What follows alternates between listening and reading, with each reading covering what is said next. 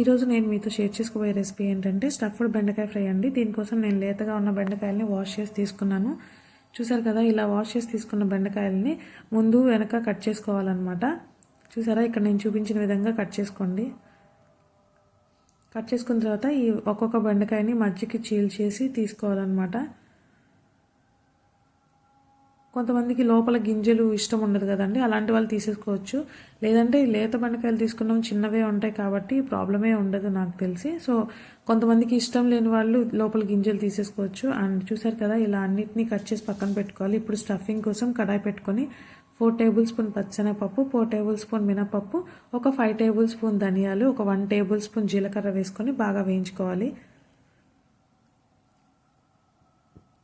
అంతేకాకుండా ఒక 4 to 5 ఎండుమిర్చి తీసుకోవాలండి, లేదా 6 to 7 అయినా తీసుకోవచ్చు. ఎందుకంటే మీ స్పైస్ని బట్టి అడ్జస్ట్ చేసుకోవాలి ఎండుమిర్చిని అనేది. నాకైతే కొంచెం స్పైస్ ఉన్నాయి, సో నేను 5 to 6 ఎండుమిర్చి తీసుకున్నాను. స్పైస్లెస్ అన్నవాళ్ళు ఇంకొంచెం ఎక్కువ తీసుకున్నా కూడా పర్వాలేదు. వీటిని బాగా ఎర్రగా వేయించుకోవాలి. మీరు ఎలా వేగాయో ఐడెంటిఫై చేయాలి అనుకుంటే స్మెల్ వస్తుందండి, మంచి కమ్మని వాసన వస్తుంది. ఆ వాసన వచ్చినప్పుడు వేగాయి అని చెప్పేసి మీరు ఐడెంటిఫై చేయొచ్చు అనమాట. వీటన్నిటిని ఒక ప్లేట్లో తీసుకొని 2 minutes చల్లారి పెట్టుకొని ఆ తర్వాత మిక్సీ జార్లోకి వేసేసుకోండి. ఇప్పుడు ఒక 1 టేబుల్ స్పూన్ సాల్ట్ వేసుకోవాలి. అలాగే 1/2 టేబుల్ స్పూన్ పసుపు వేసుకోండి. పసుపు వేసుకొని బాగా గ్రైండ్ చేసేసుకోవాలన్నమాట ఈ పౌడర్ని. చూసారు కదా, ఇలా గ్రైండ్ చేసేసుకొని మనం పక్కన పెట్టుకోవాలి. ఇంకా స్టఫింగ్ అయిపోలేదండి. ఇప్పుడు ఒక కడాయి పెట్టుకొని ఒక 4 టేబుల్ స్పూన్ల పల్లీలు, ఒక 2 టేబుల్ స్పూన్ల నువ్వులు వేసుకొని బాగా వేయించుకోవాలి. ఇది ముందే వేయించి అన్నీ కలిపి చేయొచ్చు, బట్ ఇంకొంచెం ఇది పల్లీలు కూడా కొంచెం పలుకుగా తగులుతూ ఉంటే బాగుంటుంది అన్న ఉద్దేశంతో నేను ఇలా చేశాను అనమాట.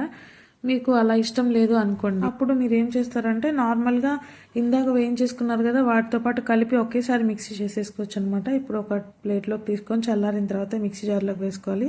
ఇప్పుడు ఒక 1 టేబుల్ స్పూన్ అల్లం వెల్లుల్లి పేస్ట్ వేసుకుంటున్నాను. అల్లం వెల్లుల్లి పేస్ట్ వేసుకున్న తర్వాత దీన్ని బాగా మెత్తగా గ్రైండ్ చేసుకోవాలి. చూసారు కదండి, ఇలా మెత్తగా గ్రైండ్ చేసుకున్న తర్వాత వన్స్ కలపెట్టుకోండి. కొంచెం అల్లం వెల్లుల్లి పేస్ట్ వేసాం కదా, కొంచెం అతుక్కున్నట్టుగా గట్టిపడినట్టుగా ఉంటుంది. సో కొంచెం కలపెట్టుకోవాలి. ఇప్పుడు దీనిలోకి కొంచెం వాటర్ పోస్తున్నా అండి. మనకి స్టఫింగ్కి కొంచెం ఈజీగా ఉంటుంది. పొడిగా ఉన్నప్పుడు స్టఫింగ్ సరిగా సెట్ అవ్వదేమో అని చెప్పేసి నేను వాటర్ పోస్తున్నాను. వాటర్ ఇష్టం లేని వాళ్ళు ఆయిల్ కూడా పోసుకొని మిక్స్ చేసుకోవచ్చు అనమాట. బాగా వాటర్ అంతా బాగా మిక్స్ అయ్యేలా ఈ పౌడర్లో కలుపుకుంటున్నాను. చూసారు కదా, ఇలా బాగా కలుపుకొని కొంచెం తడిగా కూడా తెలుస్తుంది కదా వాటర్ పోసిన తర్వాత. ఇలా కలపెట్టుకున్న తర్వాత ఈ స్టఫింగ్ని పక్కన పెట్టేసుకోవాలి.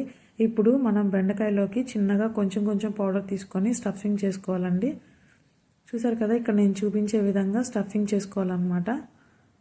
ఎక్కువ అయితే స్టఫింగ్ చేసుకోవద్దు. దానిలోకి ఎంత అయితే సరిపోతుందో అంత మాత్రమే స్టఫింగ్ చేయండి. మరీ బయటకు వచ్చేసి అది చితికిపోయేలాగా మొత్తం దేనికి అదే వేరైపోయేలా మాత్రం చేయొద్దు. దానికి సరిపడా మాత్రమే స్టఫింగ్ చేయండి. చూసారు కదా, ఇలా స్టఫింగ్ చేసుకొని అన్నింటినీ పక్కన పెట్టేసుకోవాలి. చూసారు కదా, ఇలా అన్నింటినీ పక్కన పెట్టేసుకున్న తర్వాత ఇప్పుడు కర్రీ చేయడానికి మనం ఒక కడాయి పెట్టుకొని కడాయిలో ఒక 5 టేబుల్ స్పూన్ ఆయిల్ వేసేసుకుంటున్నాను నేను. ఒక 5 టేబుల్ స్పూన్ ఆయిల్ వేసేసుకున్న తర్వాత 1/2 టేబుల్ స్పూన్ ఆవాలు, కొద్దిగా జీలకర్ర వేసి వేయించుకోవాలి. దాంతోపాటు ఒక చిన్న ఎండుమిర్చి కూడా వేసి వేయించుకోవాలన్నమాట. ఈ ఆవాలు చిటపటమన్న తర్వాత మనం స్టఫ్ చేసుకున్న బెండకాయలు అయితే ఏవైతే ఉన్నాయో వాటన్నిటిని ఈ ఆయిల్లో పెట్టేసేయాలండి. చూసారు కదా, ఇలా పెట్టేసుకోవాలన్నమాట ఆయిల్లో. బెండకాయలన్నీ ఇలా పెట్టేసుకున్న తర్వాత కొంచెం 2 sides కూడా మనం ఫ్లేమ్ అడ్జస్ట్ చేసుకుంటూ వేయించుకోవాలండి.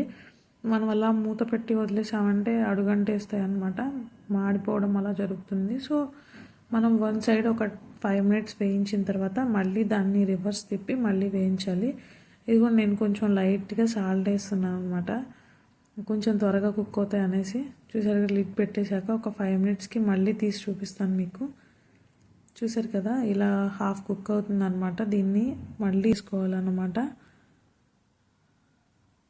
ఇలా అన్ని బెండకాయలని మనం కుక్ చేసుకోవాలండి రివర్స్ చేసి.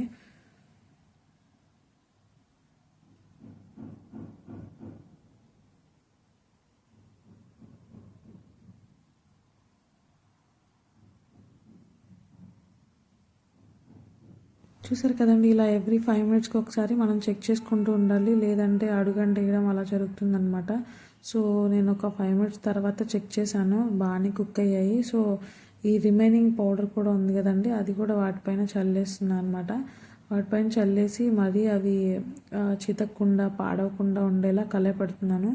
చూసారు కదా, ఇలా సింపుల్గా కలయపెడుతున్నాను అనమాట. మరీ ఎక్కువ గట్టిగా ప్రెస్ చేస్తూ కలయపెట్టద్దు. ఒకవేళ మరీ లేతకాయలు తీసుకున్నాం కదండి, చితికిపోవడం అలా జరిగిపోతుంది. ఆ స్టఫ్డ్ బెండకాయలా రాదనమాట. సో కొంచెం జాగ్రత్తగా కలయపెట్టుకుంటూ చేసుకోవాలి ఇది. చూసారు కదా, ఇలా అంతా అయిపోయిన తర్వాత స్టవ్ ఆఫ్ చేసి దీన్ని ఒక బౌల్లోకి తీసుకుంటున్నాను అనమాట. ఈ స్టఫ్డ్ బెండకాయ ఫ్రై చాలా టేస్టీగా ఉంటుందండి. అందరికీ స్టఫ్డ్ వంకాయ ఫ్రై అయితే బాగా తెలుసు. సో మన ఆంధ్ర స్టైల్ ఎక్కువ మనం చేసుకుంటాం. ఈ రెసిపీ కూడా మీరందరూ ట్రై చేయండి. ఈ రెసిపీ అయితే సూపర్ టేస్టీగా ఉంటుంది. మీరందరూ కూడా ఈ రెసిపీని ట్రై చేసి మీకు ఎలా వచ్చిందో కామెంట్ రూపంలో నాకు తెలియచేయండి. Thank you for watching. నా వీడియో కనుక మీ అందరికీ నచ్చినట్టయితే please subscribe to my channel. పక్కనే ఉన్న బెల్ ఐకాన్ క్లిక్ చేయడం మాత్రం మర్చిపోద్దు. Thank you for watching.